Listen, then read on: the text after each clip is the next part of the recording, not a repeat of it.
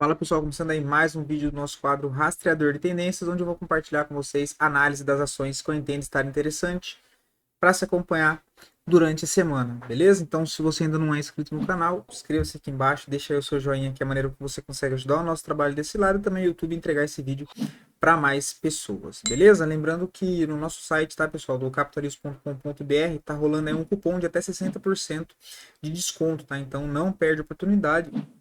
Lembrando que vocês também conseguem conferir aqui a parte de resultados, nossos conteúdos, as assinaturas, né? E tudo aqui bem fácil o entendimento e o botão aqui de ação para poder entrar em contato aí com a equipe de suporte, caso for necessário, ou para tirar alguma dúvida também, beleza?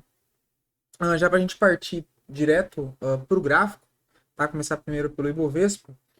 Ibovespa acionado uma bandeira de baixa, tá, pessoal? Então, acionado uma bandeira de baixa no final da semana passada, quando ele fez aqui o rompimento dessa bandeira e fez um fechamento abaixo, gerando expectativa agora de um possível retorno, né, lá para a região do suporte no 122.500, 122 mil pontos, tá? A gente tira o zoom aqui do gráfico, dá para ver passando aqui uma LTA, né, que é uma linha de tendência de alta, e o antigo nível de resistência que já foi feito o rompimento, que é essa linha azul aqui tracejada. Deixa eu até aumentar aqui para ver se dá para ver aí. E também tem confluência de valor nessa região aqui de suporte dos 122.600 pontos, tá? Então não acharia nada demais o Ibovespa fazer essa movimentação, tá? Lembrando que se a gente medir esse primeiro movimento de queda a partir do rompimento, ele dá exatamente nesse lugar, né? Então temos aqui confluência jogando exatamente para a região dos 122.500, 122.800, e que não seria nada demais, né? Mas com isso gerando expectativa um pouco mais negativa do que positiva. O dólar não tem o que falar, o gráfico está horrível, né? Feio, já faz um bom tempo, desde novembro de 2023, bem lateral, né? Zona de suporte que é os 4.850 e a resistência dos 5.045, né? Tem que romper um dos lados para entregar, gerar uma expectativa de movimento um pouco mais direcional, mas por enquanto bem travado, tá? Não vejo literalmente nada para fazer. Indo para os índices, dando uma olhada nos índices que tem mais importância, né, relevância para nossa bolsa, que é o índice financeiro, também está travado, né, nessa região, desde que entregou essa forte movimentação de alta. Agora passando por um processo de correção aqui complexo, né, travado aqui também congestionado, dado o mesmo contexto basicamente do índice, tem uma resistência nos 13.400 e o suporte da consolidação nos 12.970. O imobiliário deu uma leve recuperada, né, na semana passada, mas ainda está meio travado, né? Mas é um dos índices mais fortes que a gente tem, dados os índices relevantes, né? Então tem aqui uma LTA, tem o que não pode perder, o que não pode perder esse suporte dos 870 e tá mirando um reteste nos 972, mas a resistência principal é o topo, né? Lá nos 1.020 pontos, né, para o índice imobiliário. O índice de consumo também ainda meio se arrastando, né? Fica feio se perder os 2.760, enquanto seguir respeitando essa LTA, segue expectativa aí que consiga fazer um movimento ainda mais para cima, né? Mas o volume ainda bem baixo. E o IEX, que é o índice de elétrica, bem congestionado também, né? Então teve esse movimento aqui anterior de congestão, aí ele chegou a romper até a máxima histórica aqui do índice, deixou um topo duplo aqui, né? Deixa eu dar um zoom. Deixou um topo duplo aqui nessa região, e aí congestionou basicamente o mesmo cenário também do Ibovespa, né? Gerando a expectativa que possa vir testar suporte lá na região também de LTA, que fica na faixa dos 86.500 pontos, né? Já partindo agora para os ativos, sim, a maioria dos papéis já entregaram bons movimentos, grandes movimentos. Agora a gente está naquela fase de ter movimentos mais complexos, né? Onde rompe topo e falha, rompe fundo e falha.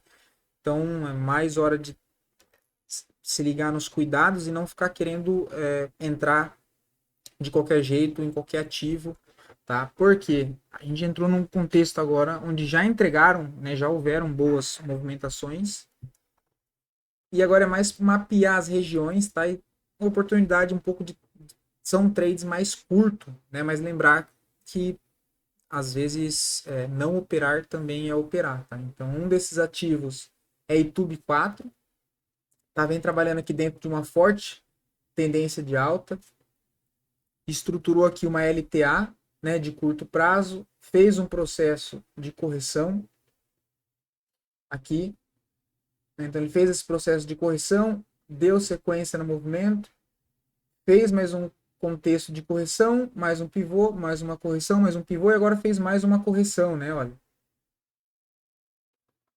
Se aproximou das médias, média móvel de 9 de 20 do gráfico diário e também aqui da LTA, ou seja, uma zona de suporte aqui bem importante. A gente olha que o gráfico diário e o semanal estão alinhados. No semanal, o preço também próximo da média móvel de 9.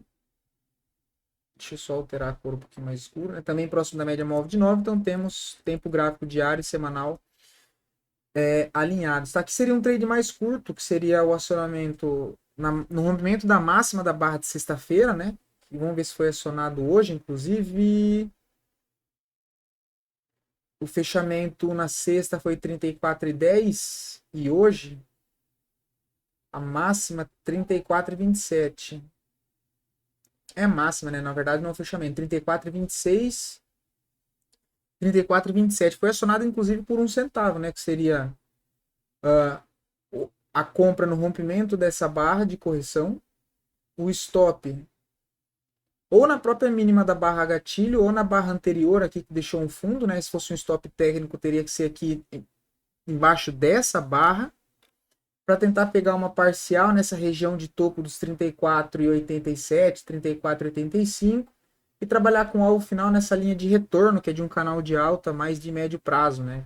Nessa linha de resistência, no caso de um canal de alta, a linha de retorno, que é a linha que está em cima, é um ponto de resistência, né? Então fica aqui na faixa dos 30 e 35,50, né? Então seria basicamente um espaço para fazer uma parcial de 2%, né, 1,90 e alvo lá na região dos 35,50 de 3,64, né? O stop na própria barra, na mínima da barra, seria 1,83, basicamente a parcial de 1 para 1 e aí 1,5, 2 para 1 no alvo final, né? Como eu disse, seria um trade um pouco mais curto por enquanto, mas depois que fazer a parcial pode querer alongar também a movimentação, né? Não tem problema nenhum. Quem sabe levar pelo semanal, porque o semanal também vai acionar um trade de correção, né? Porque ele fez essa última movimentação de alta, se afastou muito da média móvel de 9, fez a correção aqui, olha, na semana passada e retrasada, que pelo semanal ainda não foi acionado, né? Olha, a tentativa de continuação dessa movimentação, que também seria no rompimento da máxima, só que agora do semanal, e o stop na própria mínima também tentando pegar a continuação desse movimento anterior aqui, olha. Então dá para entrada pelo diário e talvez, dependendo, né, tem que analisar como é que ele vai chegar nesse nível de resistência lá dos 36, que é um canal de retorno de médio prazo. Deixa eu tirar essas médias. Para avaliar se ele tem força para seguir subindo e aí conseguir conduzir ainda mais o trade, ou se de fato zerar a posição naquela região e aguardar, né? O outro ativo é Sabesp, né, que chegou numa região de topo e hoje com o fechamento acionou um pivôzinho de baixa, tá? Então é um trade mais arriscado por se tratar de um trade de contra-tendência, mas que tem um espaço para caminhar, né? Se a gente colocar pelo semanal, seria tentar buscar a distância entre a média móvel de 9 para a média móvel de 20, com um pivô do diário, né?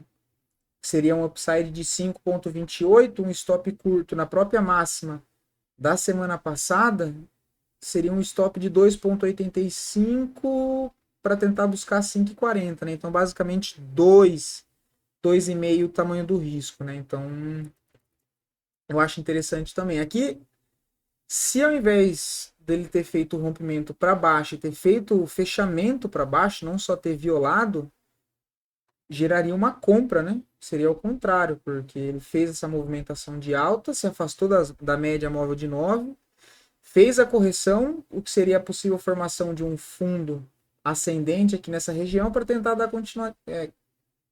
continuidade nesse movimento aqui anterior, né? Que foi essa expansão, contração, outra expansão, aí outra correção aqui. Só que ao invés de ele dar sequência para cima, ele fez um fechamento abaixo da mínima, né? Por que é um trade mais arriscado? Porque ele pode ter acionado esse pivôzinho de baixo que eu já vou mostrar no diário e no decorrer da semana ou amanhã mesmo, na terça-feira, ele pegar, frustrar esse rompimento de fundo e fazer uma barra positiva para cima. E é para isso que serve o stop, né? Não tem para onde fugir. Né? Se a gente vem para o gráfico diário, olha, ele fez um fechamento abaixo do fundo anterior, né? Ele não só violou, ele fez um fechamento abaixo, olha. Uma barra que sai de próximo das médias móvel de 9 de 20, nesse caso do gráfico diário, e aciona um pivôzinho de baixa, né? Porque tem esse topo deixado aqui, tem essa tentativa de ir para cima para testar o topo anterior que falhou, então deixou mais um topo. E aí tem essa movimentação, topo descendente, se ele fechou abaixo desse nível de suporte, confirma um pivô de baixa, né? E aí gera expectativa um pouco mais negativa, que lá pelo semanal seria uma correção de toda essa movimentação forte que o ativo fez no último mês, né? O que não seria nada demais. E se pega para projetar o movimento técnico desse topo ao rompimento desse fundo, tem alvo no 76,33, depois 73,95, que vai basicamente confluir com esse nível de suporte aqui anteriormente, que eu usaria como base também, ou para fazer uma saída parcial próximo a essa região, ou até mesmo finalizar a operação. Tá? Então tem um upside. A entrada seria na região dos 78,24, né? Tá um pouquinho mais abaixo. 4 centavos abaixo. O stop aqui tem duas alternativas. Ou o stop na própria máxima dessa barra gatilho do dia de hoje, ou um pouquinho acima, né? Da barra anterior, no caso a barra de sexta. Se fosse considerar stop na máxima da barra gatilho, seria um stop de 2,42. Na barra anterior, 2,70. Eu particularmente optaria por deixar nessa própria barra gatilho, né? Dado que é um trade de contratendência e por si só já tem um risco maior, eu prefiro colocar geralmente o stop na própria mínima ou máxima da barra gatilho, né? E depende se é uma compra ou se é uma venda. E já o upside até a projeção aqui técnica, 2,60, basicamente 1 para 1, né? E o alvo lá embaixo, deixa eu tirar daqui que tá bem na frente, do suporte seria 4,23. Só que se a gente coloca o semanal e usa a média móvel de 20 como a base, seria 74,03. Então um pouco mais abaixo ainda desse nível de suporte usado aqui, né? E aí mais abaixo tem outro nível de suporte que no diário fica mais fácil de ver, que é lá na região de 71. Então você pode utilizar esse primeiro suporte nos R$ 75,00, R$ 74,90 para pensar em fazer uma parcial, que é sair com 50% da posição, e tentar carregar o outro percentual até lá embaixo no 71,15, né? O que já daria aí uma relação de risco-retorno de mais de 3 para 1, com stop de 2,80, até a região para fazer a parcial ali entre 2,80 a 3,72, e considerando o contexto do semanal para buscar a média móvel de 20, aqui na região é de 6%, né? Então também acho interessante, tá? Fleury também na venda, né? Olha, a própria barra de sexta-feira foi uma barra de ignição, né? Ou seja, uma barra acionando um pivô de baixo, porque ela corta essa congestão aqui, olha, para baixo, com uma barra que tem um volume vendedor aqui acima da média e gera, né, a expectativa de continuação dessa tendência que é principal, que vem desde aqui dessa tentativa de ter rompido, né, de ter feito o rompimento desse nível de resistência aqui de longo prazo, mas que acabou falhando na primeira tentativa e iniciou aqui um processo de tendência de baixa no curto prazo, né? Se a gente tirar o zoom, o outro suporte importante que Fleury tem agora é lá na região de 13,90, R$ 14, né? Aqui vamos considerar os R$ 14. Dessa região onde ela acionou o pivô de baixa até o próximo suporte, tem um upside de 8,37. Aí, de novo, como é uma barra de ignição que sai de próximo das médias e aqui ainda tem o privilégio de estar próximo das 3 médias no diário, né? Que é a 9, a 20 e a média móvel de 200, e ainda assim uma congestão. Então ela sai dessa congestão com pivô de baixa Né? Quem já tinha o gatilho aqui no rompimento já tá rolando o trade. Quem esperou a confirmação, a entrada na perda da mínima dessa barra, que seria em 15,20, e o stop na própria máxima da barra, né? Que seria um stop de 6,34. Para tentar buscar 8, então basicamente 1,5 o tamanho do risco, né? Lembrando que aí no meio do caminho aqui você tem um espaço para fazer uma saída parcial para tirar o risco da operação e tentar carregar o residual. Outro contexto seria, né, aguardar para ver se o ativo volta a fazer um pullback um pouco mais para cima nessa região dos 15,50, tentar vender um pouco mais para cima nesse pullback dos 15,70, o que já faria com que o stop diminuísse em metade por cento, né? Um stop que seria entre mínima e máxima de 6,5, seria um stop de 3,5, né? Mas aí lembrando que pode ficar de fora. Porque às vezes ele rompe aqui, ele não chega a fazer esse pullback, ele vai embora, né? E se pega para olhar aqui no semanal, também tem uma barra de ignição, né? Olha, foi no fechamento da semana passada. Sai de próximo da média móvel de 9 e aciona um novo pivô. Então a expectativa maior é seguir essa tendência de baixa no curto prazo, tá? Então também acho interessante Fleury. Prio 3 para compra. Se olhar no gráfico semanal, o ativo está numa forte tendência de alta de médio prazo, mas passando por um processo corretivo agora, né? Só que pode acionar a formação de um fundo ascendente, que seria... Deixa eu tirar as médias, que nesse caso eu não gosto de ver com média. Teve essa movimentação aqui anterior, né, onde ele sai dessa região, tem um fundo, ele deixa mais um fundo aqui e faz uma forte movimentação de alta. Ele faz onda 1 de alta, onda 2 de correção, onda 3 de alta e agora uma correção em forma de um canalzinho de baixa, né, que seria todo esse processo que ele está fazendo. Só que, ao invés dele vir buscar a zona de suporte dentro desse canalzinho de baixa, ele já parou na metade, ou seja, pode ser a formação de um novo fundo ascendente para ele querer dar sequência nessa movimentação principal anterior que é de alta, né? Ou seja, isso aqui é a formação de um fundo ascendente para ele tentar fazer mais uma onda para cima. Se a gente pega aqui e vai para o gráfico diário, a gente vê que ele já está tentando deixar a sequência de fundos ascendentes, né? Então ele tem um fundo aqui nessa região, um fundo um pouco mais alto aqui e um fundo recentemente ainda mais alto do que o anterior, né? A entrada aqui já teria até sido acionada, né? E essa barra anterior de sexta-feira, entrada na máxima, stop na mínima. O stop aqui de 4,92, né? Para tentar pegar o quê? Pelo menos o retorno até esse topo anterior, ou seja, 5%, contra um stop de 4,77, basicamente 1,2. É 1,1 o tamanho do risco inicial, né? Que seria... daria para projetar essa movimentação. Espera aí. Só para alterar isso aqui. Seria espelhar, né, entre esse fundo utilizado como stop, caso ele venha fazer o rompimento do topo principal aqui em cima nos 47, acionar um pivô de alta, tentar carregar até o próximo alvo espelhado lá nos 50,82. Né? Então seria, vamos lá, a entrada no rompimento da máxima da barra de sexta, que já teria sido acionada nesse caso, em 45,60, com stop em 43,29, uma parcial na região dos 47,80 e um alvo final nos 50,82, o que seria um upside de 11% contra um stop de 4,80, né? Basicamente 2,2 a relação de risco-retorno, né? De novo, gráfico diário e gráfico semanal alinhados, né? Então por isso que eu acho interessante. Preço próximo da média móvel de 9 de 20. Aqui até o trade pelo semanal fica até mais técnico, né? Menos ruído, né?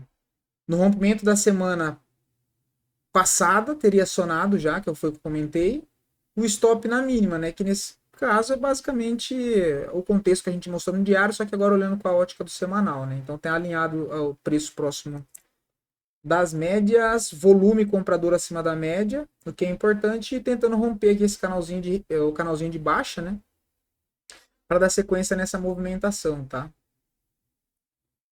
E outro ativo, CCRO3. Se olha pelo gráfico semanal, tá dentro de uma tendência agora atual de alta.